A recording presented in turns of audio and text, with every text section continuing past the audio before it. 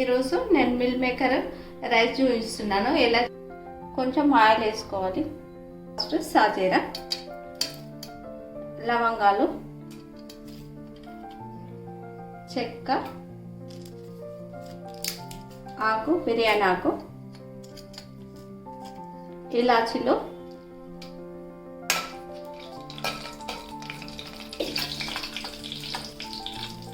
పుదీనా, కరివేపాకు, ఇవన్నీ బాగా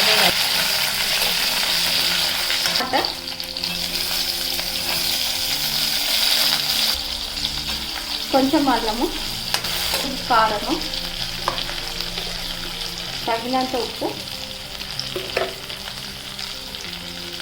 కొంచెం ధనియాల పౌడర్ కొంచెమంతా. ఇప్పుడు ఈ మిల్ మేకర్ని దీంట్లో వేసుకోవాలి. మిల్ మేకర్ని చాలా బాగుంటుంది. ఇంట్లో రైస్ ఎక్కువ ఉంటే చేసుకోవచ్చు.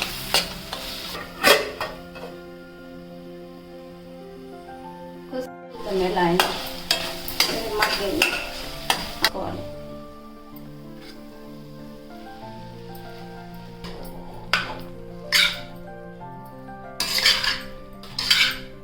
మనకు ఇంట్లో ఏం కూరగాయలు లేనప్పుడు ఇది ఏ రైస్ చేసుకోవచ్చు, చాలా బాగుంటుంది. దీంట్లో కొత్తిమీర వేసుకోవాలి. ఎంతో టేస్ట్ అయిన meal maker rice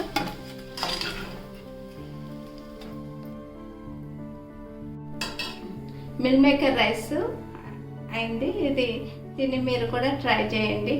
okay, thank you, bye.